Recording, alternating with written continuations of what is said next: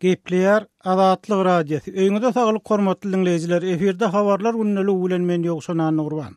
Azatlygyň odol hem habar berýäli Türkmenistanyň welaýatlaryň özara serhetleşýän ýerlerindäki we beýleki sebitlerindäki barlyk nokatlaryny güýçlendirilen howpsuzlyk çäreleri şonuň bilen bir wagtda ýolagçylar we olaryň ulaglaryny berk garlamak dowam etdirilýär.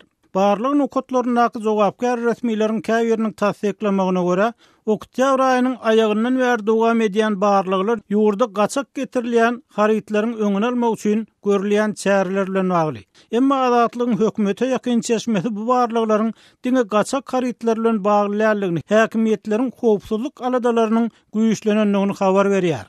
Maňa aýdylmagyna görä bu barlyklar gaçak harytlar ýüze çykarmak üçin näle eýsem Owganstanyň geçen söwüşçüleri ýüze çykarmak üçin geçirilýär diýip Azatlygyň çeşmesi aýtdy. Onun sözlerine göre hökümetde Daiş'in, ýagny Islam döwlet toparynyň Türkmenistany öz güýjüni görkezmekçi bolýanlygy hakynda maglumat bar. Çeli dol bu hil aladalaryň Aziýa oýunlaryndan öňem bolanyny, emma ol wagtky meýilleri dürli usuller bilen gowşatmagyň başardanlygyny belleýär. Şeýle-de çeşme şu aladalar sebäpli Aşgabatyň 15-nji dekabrdan 10-15-nji ýanwara çenli Aziýa oýunlary döwrüne bolşýaly başga şäherlileriň, hatda ahal welaýatynyň transport üçin hem ýapylmagynyň ahmarlygyny habar berýär.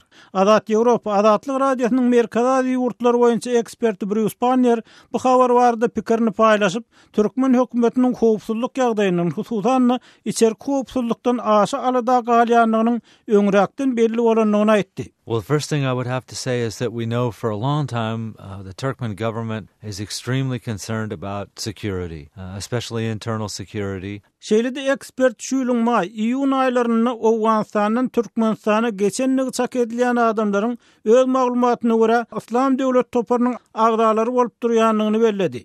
Olaryň 4 tutsak edildi. Ýöne serhetden geçen söwüşçüleriň ondan kän bolanyny däli aýdyň dälip Pannier sözüniň üstüne ýetirdi. Mundan başga ekspertiň tasdiklamagyna görä Demirgazyk Owganstanyň Türkmenistan bilen serhetleşýän ýerlerini, Joguzjan, Faryab, Hırat welaýatlaryny özlerini Daиш, ýagny Islam döwlet toparynyň agdalary diýip atlandyrýan toparlar barha aktiw görnýär we bu fakty inkar etmek mümkin däl. Ekspertiň pikirine görä Türkmenistan bilen serhet Islam döwlet toparynyň söwüşçüleriniň hüjüm üçin saýlap aljak iň bir gowşak goragly ýeri bolup durýar. Özbegistan, Täjikistan bilen serhetler Türkmen serhetlerine garanyna has berk goralýar.